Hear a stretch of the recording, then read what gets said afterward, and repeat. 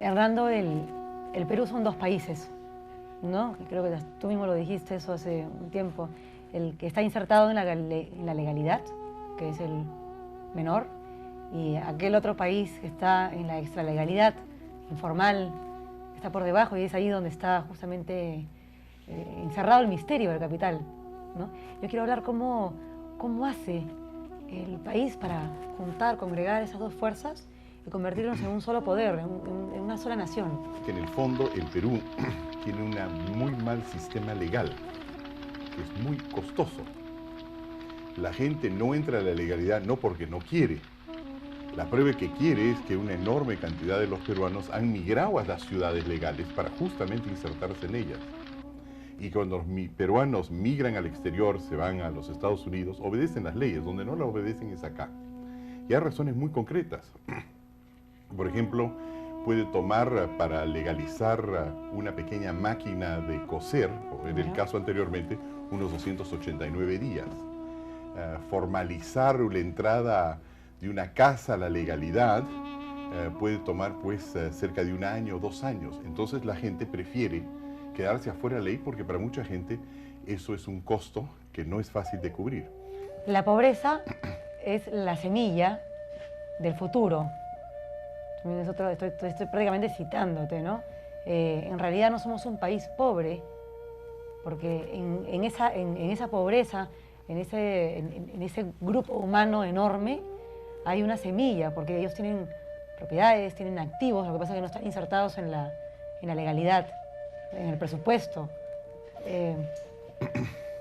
¿Qué cifras dramáticas has descubierto últimamente en relación a este tipo de datos, ¿no? Bueno, las cifras básicas son más o menos las siguientes, que la mayor parte de la gente humilde o pobre, que es la que en general está en la extralegalidad o la informalidad, son una serie de activos, y nosotros los hemos ido cuantificando. Solamente en vivienda, en parcelas, tienen aproximadamente 75.000 millones de dólares. Y si le agregamos pequeña empresa, maquinaria, ómnibus, micros, taxis, camiones, llegamos más o menos a unos 90.000 millones de dólares. Ahora la pregunta es, ¿cuánto es 90.000 millones de dólares? Así es. Y 90.000 millones de dólares es pues 45 veces el valor de Camisea.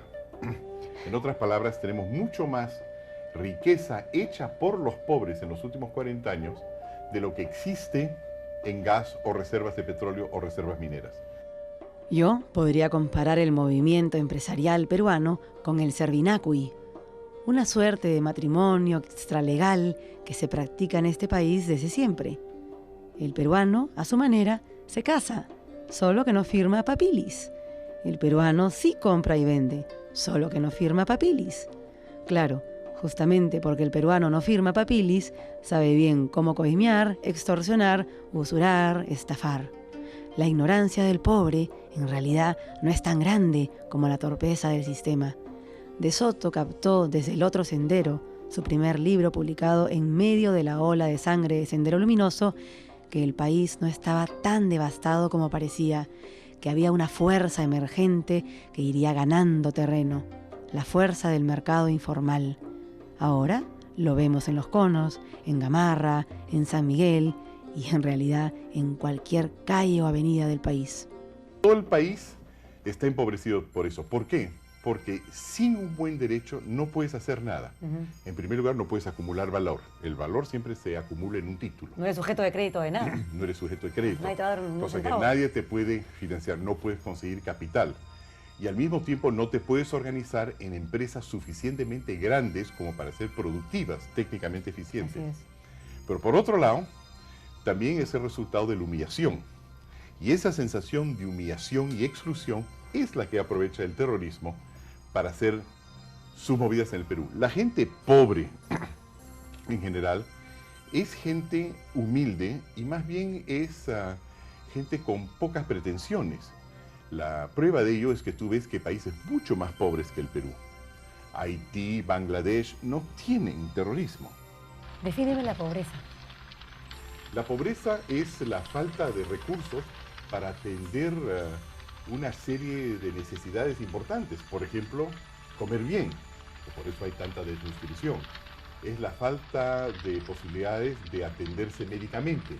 Es sencillamente la falta de recursos para conseguir lo vital y a veces lo excedentario o la plusvalía que es necesario para también disfrutar Para de la tener un vida. poco más de dignidad en la vida, ¿no?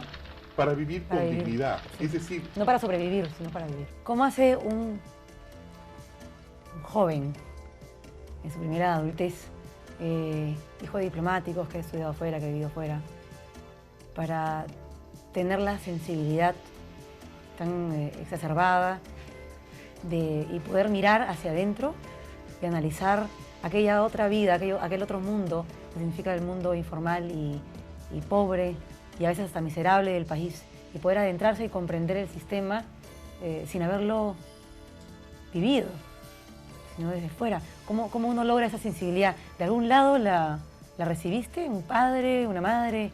sí. Bueno, hay una serie de factores que son muy importantes. Yo diría sobre todo mi padre fue muy importante. Como era diplomático, por un lado, y por otro lado, como vivió afuera mucho tiempo, se autoexilió durante la dictadura de Odría. La idea era siempre, él lo llamaba, llevar a cabo lo que él llamaba la peruanización de los muchachos, que era mi hermano y yo. Entonces ahorraban mis padres lo suficiente para enviarnos al Perú casi cada año, para las vacaciones, para nunca perder la sensación de ser peruanos. Eran muy patriotas, eran muy orgullosos de ser peruanos. Mi padre era un hombre esencialmente de izquierda. Él se consideraba él mismo un socialista y entonces tenía muchísima preocupación por la pobreza. Además trabajaba en una organización que se llama la Organización Internacional del Trabajo, donde la mayor parte de las personas que trabajan son medio socialistones. Entonces creaba mucha conciencia de lo que era pobreza, cosa que cuando yo vine por primera vez a vivir en el Perú por más de algunos meses, sino ya por 3 años, al iniciar mis estudios universitarios a los 17, 18 años, la primera cosa que hice fue encontrar un trabajo como cuartelero en Cusco. Entonces trabajé limpiando cuartos, baños en una pequeña pensión. ¿Sientes no haber sido aprovechado en tu propia casa, en tu propio país? No lo resiento porque me lo explico. Es así como son las cosas, ¿no? Es como la gente también en su propia casa, es el menos reconocido, ¿no?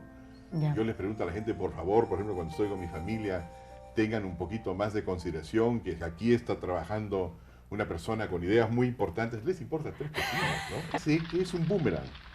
Es decir, que tanto hablar de que nadie es profeta en su tierra, eso va también a tener sus efectos en algún momento. Me gustaría, eso sí, que cuando eso ocurra, esté vivo. Y todavía estés vivo, claro. Sí. Sería importante, ¿no?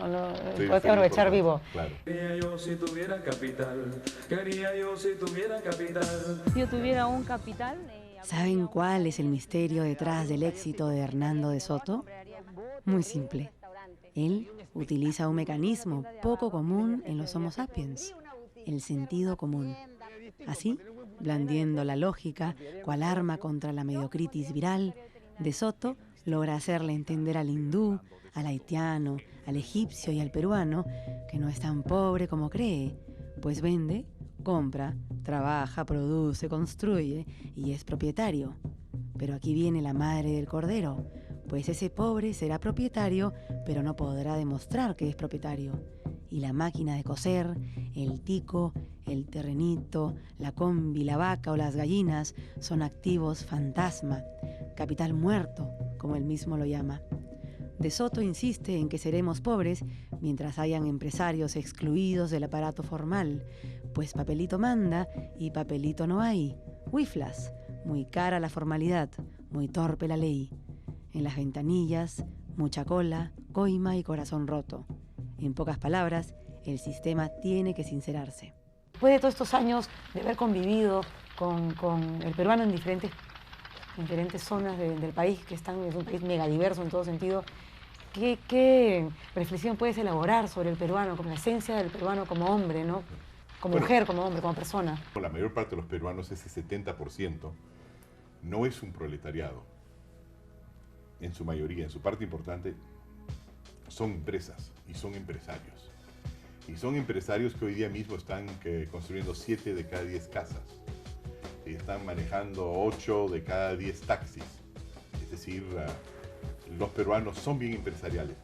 Y eso no te lo tengo que decir yo, lo vemos todos en la calle, ¿no? Sí, en el problema semáforo. es que son empresarios pobres, que es una contradicción. El empresario debe ser mucho más próspero.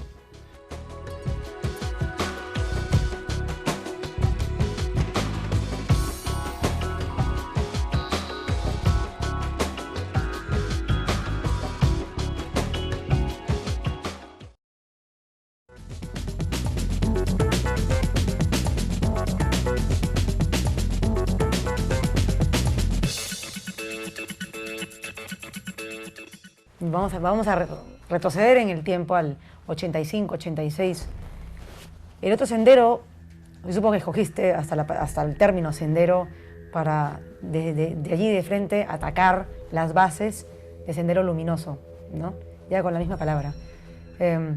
Porque era la otra opción, la opción de la no violencia, la opción de insertar a estas poblaciones en la maquinaria legal, ¿no? ¿Cómo te fue con Sendero Luminoso? Porque sé que tuviste muchísimos problemas en ese momento. Cuando salió el otro sendero, Abimael Guzmán comenzó a escribir sobre nosotros bastante. Nosotros íbamos recogiendo sus escritos, por muchos de ellos, por supuesto, eran sobre todo clandestinos, y algunos se publicaban en su órgano oficial, que era el Diario de Marca. Entonces los leíamos, por supuesto. Entonces uno de los primeros fue una crítica a mí y a mi organización, diciéndonos que estábamos alejando a los jóvenes de la guerra popular. Así que uno de los primeros efectos que tuvo el otro sendero, que también tuvo, en su momento fue el libro más vendido también de la historia del Perú, fueron unos 165.000 ejemplares de los oficiales. Porque había los pirateados pero también. había los pirateados y había los fotocopiados, había de todo. Es que le bajamos el reclutamiento. Es decir, que le fue, y eso no es una cosa, lo digo yo, lo dice él. Y después comienza efectivamente a decir que es importante ya eliminarlos. Y lo dice y comienzan las bombas, ¿no? Entonces nos pone coche bombas delante del instituto y trata de entrar también a la casa, pero encuentran que les resulta difícil porque no hay entrada fácil, pero salida muy difícil. Y en total, según la policía peruana, aproximadamente gastan sobre nosotros unos 500 kilos de dinamita en varias explosiones y ametrallan el carro varias veces. Este ejemplo nos dice de cómo debemos ahora, que estamos sintiendo los rebrotes de sendero iniciales, espero, nos dice de cómo debemos combatir a Sendero, ¿no? Que es desde las bases, no con la fuerza militar, sino justamente a través de las ideas y de las otras posibilidades que se le tiene que dar a esas poblaciones rurales, alejadas de la sociedad. La verdad es que hay que combatirlo en varias fuentes. Lo ideal es acabar, por supuesto, con la pobreza, pero la pobreza en sí no es la causa principal del terrorismo. La prueba de ello es que en países ricos también existe terrorismo, por un lado. En segundo lugar, algunos de los terroristas son algunos hombres más ricos del mundo, comenzando con Osama Bin Laden, que es un contratista de obras públicas bastante grande. Casi ningún otro teórico del desarrollo ha recibido tantos reconocimientos en el mundo extraacadémico. La revista Fortune lo eligió entre los más importantes líderes y pensadores de los años 90. La revista Time lo elige como uno de los 5 investigadores más importantes latinoamericanos del siglo XX. El semanario The Economist ha considerado al ILD como uno de los centros de estudios para la formulación de políticas económicas más importantes del mundo, y la revista alemana Entwicklung und Zusammenarbeit lo ha considerado nada menos que uno de los más importantes teóricos sobre el desarrollo en el milenio recién concluido. Y yo me pregunto, ¿qué pasa que los peruanos no aprovechamos a este visionario para salir de la miseria? En algún momento hay las ganas de Hernando de Soto de participar en la vida política activa del país. A veces hay ganas por una razón muy sencilla, que es que al ver los problemas, y esto te va a parecer sumamente presuntuoso, pero así es, sé cuáles son las soluciones. Pues entonces da ganas, es como cuando hay una fuga de agua por algún lugar y yo sé qué caño hay que cerrar. Entonces, efectivamente, o qué caño hay que abrir. Entonces, evidentemente, en esos momentos da ganas. Por otro lado, cuando lo reflexiono y me acuerdo de los momentos cuando yo participaba en esa vida política, aunque fuera solamente como asesor, o digamos, más que asesor, no oficialmente, porque organizamos registros, organizamos reformas. Yo me acuerdo que en ese momento, pues, todo el mundo lo invité. Aquí llegaban, pues, ¿qué te digo yo? 30 invitaciones al día para inaugurar un colegio, para ir a un cóctel, para ir al Club Nacional, etc. Y si tú ves las revistas sociales, entonces, las páginas sociales, tú no vas a ver una sola foto conmigo adentro. Y era porque, teniendo esta responsabilidad política, porque tenía una responsabilidad, si bien no formal, era bastante informal, yo no me sentía bien. Fueron años difíciles para mí. No me gustó la cosa de tener poder. Hay en Hernando de Soto esa esperanza, no sé si esperanza, pero esa expectativa de alguna vez obtener el Premio Nobel de Economía. ¿Te parece que estás en camino, ¿no? Según se comenta? Pero hay en la cabeza de nosotros ese pensamiento. Yo mismo fui sorprendido como hace 2 años cuando los periódicos con noticias provenientes de Suecia indicaban que era el probable ganador del Premio Nobel en Economía. Eso es lo que decían. Pero así no ocurre, pues es como el que entra queriéndose papa a Roma es el que termina no siendo papa. Entonces, claro, eso fue muy halagador. Y permite, por supuesto, que cada vez que doy una conferencia en el exterior y se me presente, digan, no, fue nombrado, estuvo en la última lista, ¿no? En la lista corta para agarrar el Premio Nobel, y eso es muy halagador. ¿A cuántos idiomas se ha traducido el Misterio del Capital? El Misterio del Capital se ha traducido, creo, hasta ahora a 23 idiomas. A 23 idiomas, y es interesante, pues, porque ya con el Internet te puedes mantener al tanto de todo. Entonces tú vas viendo en qué países vas subiendo. El Misterio del Capital es mucho más conocido. Y no es extrañar, puesto porque el otro sendero no fue escrito para el mercado internacional, fue escrito para dar una alternativa a Sendero Luminoso dentro del país. Y estar muy documentado en la cosa peruana, mientras que el Misterio del Capital está documentado para servir a todo el mundo, entonces ha viajado muchísimo mejor. En el cerro, entre la vegetación de la selva, sobre el asfalto o entre paredes de barro, se está germinando el destino de un país. Y tanto los políticos como los economistas debieran tener siempre en mente que la única forma de conocer la realidad es viviéndola y no evadiéndola. Un poco cuéntame, recuérdame esa etapa de Hernando de Soto. ¿Cómo eras en el colegio? No era un muy buen estudiante, lo cual me arrepiento porque hay varios huecos, si tú quieres, elementales en mi cultura. Eso vino después, en la época universitaria. Al contrario, en el colegio, ¿qué era? Vivíamos en Suiza, había concursos, se llamaban los concursos intelectuales de Suiza. Yo, entre los escolares de todos los colegios de Suiza, privados, y yo ganaba los concursos de artes. Yo iba a entrar a Bellas Artes. Y durante algún tiempo he sido caricaturista político, inclusive. Era por ese camino donde iba a ir. Por otro lado, aunque no te parezca muy probable, era campeón de rock and roll atlético de la Suiza francesa. ¿Cómo funciona Atlético eso? Significa, bueno, que no solamente bailas, sino le das voltaretas en el aire a la chica. Y lo hacía bastante bien. ¿Tú, de verdad? Yo lo hacía. Mi madre bailaba muy bien. Y todos mis tíos del lado de mi madre eran grandes bailarines. Bueno, no todos, algunos eran grandes bailarines. Y eso me enseñaron y no era mal. Por ahí iban mis intereses, ¿no? Y chicas, por supuesto, me gustaba mucho las chicas. Y después, en la época universitaria, algo pasó. Clic. ¿Qué pasó? Las cosas cambiaron. No bueno, sabes. Tengo varias explicaciones. Una era de que habían descubierto, cuando estaba en el colegio, los médicos suizos, de que tenía un problema de hipotiroide. Hipotiroidismo, claro. Es decir, que mis tiroides estaban bajos. Y efectivamente, alrededor de los 17 años me comienzan a tratar, desde el día de hoy, tomo píldoras tiroides y cambié. Así me volví chancón. No, pero no chancón de paporreta, sí me comenzó a interesar toda esta otra vida. Era capaz de leer cosas sin dormir. Actividad intelectual. Comenzó ahí la actividad intelectual desde la universidad. Eso es una explicación. La otra es que pues hay Hay gente que madura y evoluciona y cambia a los 20 años, a los 40, a los 60. Me ocurrió cambiar en ese momento, pero tienes razón, no era nada chancón de chiquito.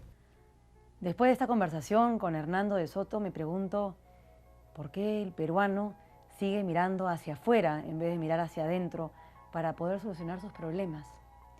Si el pisco se nos escapa de las manos y prácticamente es adoptado por los chilenos, no es culpa de los chilenos, sino de los peruanos, que no defendemos a tiempo lo nuestro. Si el cajón peruano está tan metido en la música flamenca, y disculpen que me equivoco, pero me emociono, no es por culpa de los flamencos, sino porque los peruanos no sabemos apreciar lo que tenemos hasta que se nos va de las manos. El terrorismo hoy en día rebrota como flores sin primavera en el país, flores de muerte, flores negras. Y nosotros, si bien tenemos miedo, temor a pasar por aquellos momentos terribles que tuvimos que pasar en los 80s y a inicios de los 90s, parecemos no hacer nada más que asombrarnos y dejarnos atemorizar. Digo todo esto porque conversando con Hernando de Soto veo en él y en el equipo que está detrás de él, que es un equipo muy grande, compuesto no solamente por el ILD, sino también por una población emergente, pujante y trabajadora, que es el Perú. Allí veo el futuro del país. Somos un país trabajador, somos un país estoico que ha sabido sufrir, pero que nos toca ganar, nos toca salir de la pobreza, de la miseria, que no es heroica, sino denigrante. Tenemos que salir adelante y tenemos que escuchar a tiempo a los nuestros que conocen la verdadera nación que es el Perú. No podemos seguir sacando conquistadores de plazas y poniendo enamorados en otra. Debemos de ocuparnos de cosas más serias como el Perú profundo, el Perú que sale todos los días a vender chicles en las esquinas de las calles, el Perú que sale todos los días a trabajar y a dejar hijos en las casas al cuidado de otros. Debemos cuidar ese Perú del que habla Hernando de Soto y ese Perú que me ve y que ve la Mar del Cordero y que ve el Canal 7 en puntos recónditos del país. Lo dejo con estas reflexiones. Ojalá escuchemos a tiempo nuestro propio corazón. Si yo tuviera un capital, abriría una academia de gimnasia. Abrir un tallercito. Aumentaría mi negocio, compraría Un bote, un restaurante. Daría un espectáculo. Pondría una tienda de abarrotes. Miles de agencias de viajes.